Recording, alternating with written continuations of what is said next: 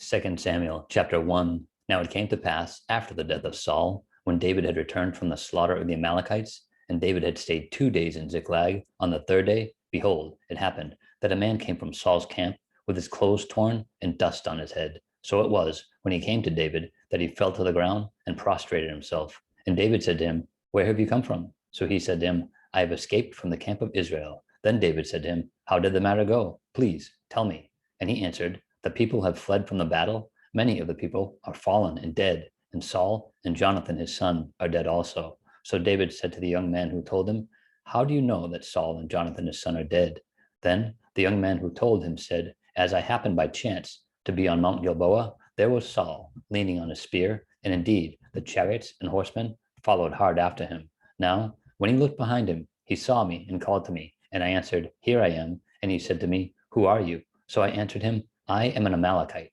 And he said to me again, Please stand over me and kill me, for anguish has come upon me, but my life still remains in me. So I stood over him and killed him, because I was sure that he could not live after he had fallen. And I took the crown that was on his head and the bracelet that was on his arm, and I brought them here to my Lord. Therefore David took hold of his own clothes and tore them, and so did all the men who were with him. And they mourned and wept and fasted until evening for Saul and for Jonathan his son, for the people of the Lord, and for the house of Israel, because they had fallen by the sword. Then David said to the young man who told him, Where are you from? And he answered, I am the son of an alien, an Amalekite. So David said to him, How was it you were not afraid to put forth your hands to destroy the Lord's anointed?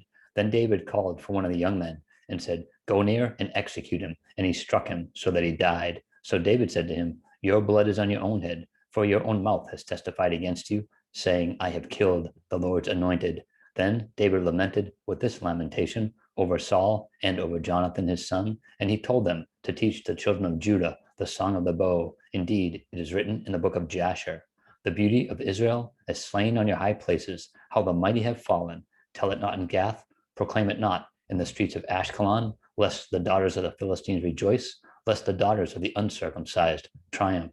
O mountains of Gilboa, let there be no dew, nor rain on you, nor fields of offerings. For the shield of the mighty is cast away there, the shield of Saul not anointed with oil. From the blood of the slain, from the fat of the mighty, the bow of Jonathan did not turn back, and the sword of Saul did not return empty. Saul and Jonathan were beloved and pleasant in their lives, and in their death they were not divided. They were swifter than eagles, they were stronger than lions.